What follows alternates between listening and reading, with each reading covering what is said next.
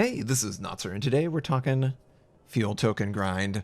And the reason it's a topic of discussion, I've seen a lot of really sad stories where people have invested a lot of time and come up just short. And I have nothing to offer them because I feel as disgusted as they do over the entire topic. And I've been pretty quiet for this because I really wanted to think about it and give my thoughts. And plus, I was going on vacation right when all this was coming out. I did not care at all about any of it. I was focused 100% on the vacation itself because it's time and money and all that stuff. Oh, sounds familiar, right? So, obviously obtaining the Benham, it required a possible 800 of total 850 fuel tokens acquired. Now, in order to obtain that, you basically had to play 42 of a possible 46 or 48 days in 8.5 in order to earn enough to have the right to buy the Benham in the armory. And I think the armory is great, and I think all that stuff's fantastic. But what I don't understand, Wargaming, why do we still have patch events with loot boxes with very low drop rate, and you are not specific in your drop percentage because you don't need to be legally? I get it. I understand. But it doesn't make you a good person. It makes you sort of neutral, chaotic neutral, because I don't know what you're going to do. It doesn't make you good, though. And I just don't understand why you would ever want your company or your game to be associated with anything that has a neutral connotation. This game is wonderful. You guys have done a great job creating a dynamic multiplayer game. There have been bumps in the road, of course, but overall, this is way better than most of the multiplayer games out, and it's certainly one of the best, slower multiplayer games that players can take part in. I just don't understand why we continuously exist in this sort of loot box world. Yeah, it's still legal. I get it. But why do we have to use it? Why is that the only way that you guys can make enough money so that you can support the game? Why can't you evolve to something better, something greater? And you know what I'm referencing, and hopefully most of you know at this point, why can't we just subscribe? Like, legitimately subscribe to supporting the game, whatever the monetary amount, in order to support line release, you know, continuously improving the UI, continuously balancing the game. Why are we sort of in this whole, like, let's buy a $60 or $70 ship every once in a while? Oh, I don't like that one, or I like that one. Oh, there's another way of obtaining it. Just sell your soul, and then you can get it for a month. Why is that still the business model that has been chosen? It doesn't have to be. There's a lot of great business models that have come to the surface, and one of the most obvious to me is a subscription, and using that subscription to encourage people to continuously support your product. I just don't understand. There's clearly premium time. That is a subscription. But the account doesn't really give a lot. You know, it makes it to where you're not running a deficit when you're playing the game. Okay, cool. That's great. But why can't you just increase the value of premium and maybe increase the cost of premium, maybe get to a second level of premium, but make that second level, you know, offer premium ships, allow for full try before you buy scenario? I think that would be great. Maybe increase the resource generation. Give them a lot of value in playing the game. I, for one, would love to convert my support for this game similar to something like Xbox's Game Pass, Netflix, Hulu. That is the way of the future. That is exactly what we should do because it's an acceptable way to always continuously support a product. If I expect to be able to use the content in an extensive way, I'm completely fine putting up a couple bucks every month so that product that is a service, gaming as a service, right? We love this term. Why don't we just make it a service? Why can't you just offer that as an option for players? You could still be free to play, and you could still all that. But I guarantee you, if you give enough incentive for veteran players, enough reward, I think trying before you buy is hugely important. Giving people a chance at premiums that maybe they never had an opportunity to. Where's the Musashi, you know, the Kronstadt? There's a lot of premiums that just rotate out of the inventory forever. It would be kind of cool if you would reward players who are clearly supporters of the game. Clearly they enjoy the game. Clearly they want the game to be successful. Why not give them the chance to support it more directly? I just think that you're missing out on this golden opportunity of services leveling up their content offering through subscriptions that are fair and reasonable. And if subscriptions are fair and reasonable, everyone will support that. I mean, look at the kind of success by all these different subscription models for all these different services all around. I really would love Wargaming to try and move away from all the grind. Just have players enjoy their content to the point where they don't need to grind, and maybe leave something like Naval Training Center as an option for people to still grind, or even the missions themselves have some way for the player to obtain it, but just don't be all in on this idea of, oh, you need to grind with your time. Oh, you can't grind with your time? Well, you need to spend a butt ton of doubloons, aka real money, in order to cover up the lack of time that you could contribute to the game. I don't think that a player who contributes 42 of 46 days playing the game deserves to miss out on something like the Benham. I don't think that a player that plays 20 days in every 40 deserves to miss out. Those are good customers. And yet those customers seemingly are always forgotten, always overlooked, and they shouldn't be. This is a great game. It deserves the kind of support that it seemingly continues to receive. There's not really another game in town when it comes to this. So I'm just over here going, boy, it doesn't ever seem like everything can be perfect. There's always something. If it's not imbalance in the game, it's the business model that you've chosen. If it's not the business model, it's the premiums that you chose to sell. You know, the way they look, the way they play. Why is the UI still crappy? Why are there so many problems with this game when it seemingly is very successful? I just think that they probably have just not really considered changing the style of offering, because this works for them and they don't want to take that kind of risk, and I understand that. But these companies that took the risk and looked at what was available in the space and what they could offer have really, really succeeded. And I think that that can also be an offering of Wargaming as well.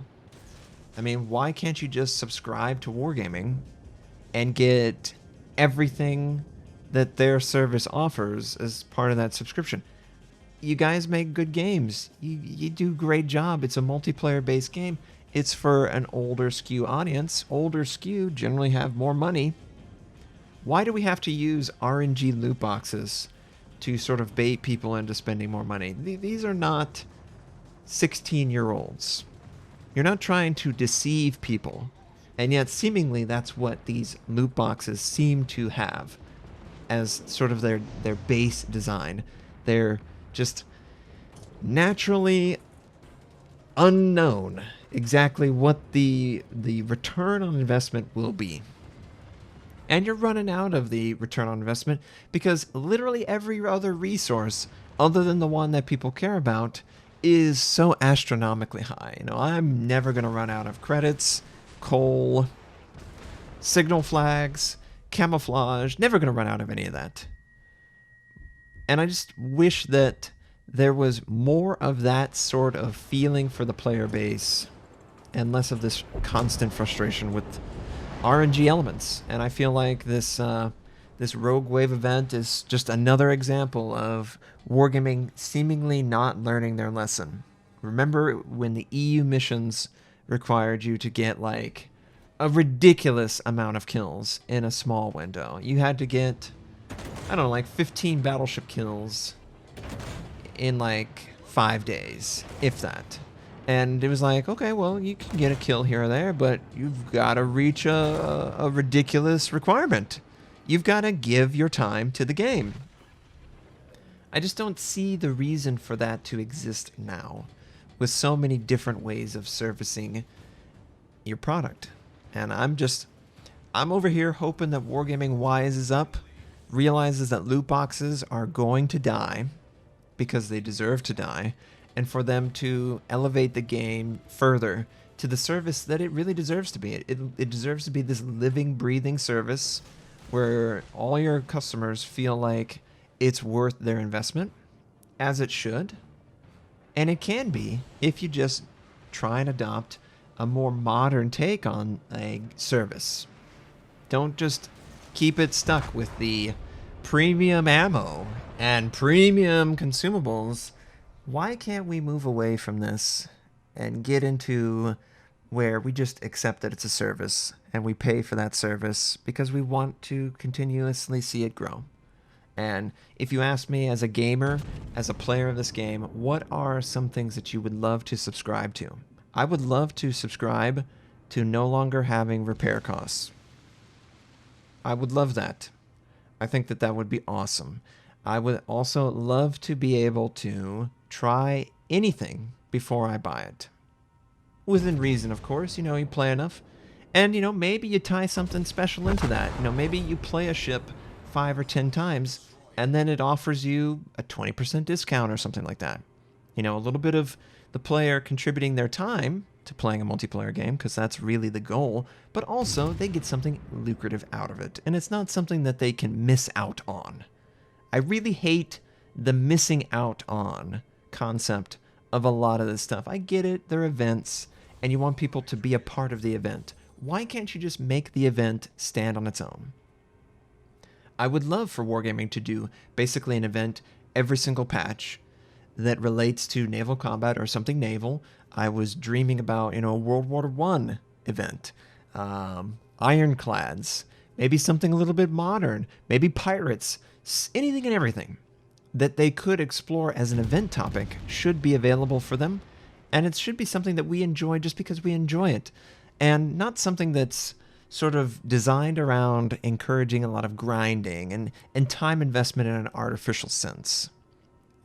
I would also love to be able to get premium camouflage or something along those lines where I feel as a player, my subscription is giving back everything that I've spent on the game. It's obviously a still free-to-play game, and that's great.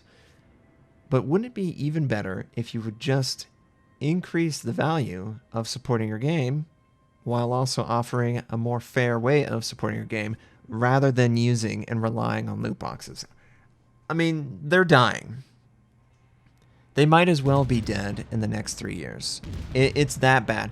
It killed Battlefront 2 to have loot boxes in their game. It took them almost 2 years of creating good content for this game for it to now be recovering.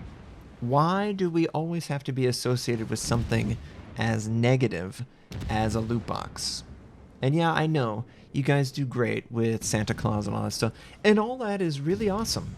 But you could just up your game so much more by offering services that the players really need or want.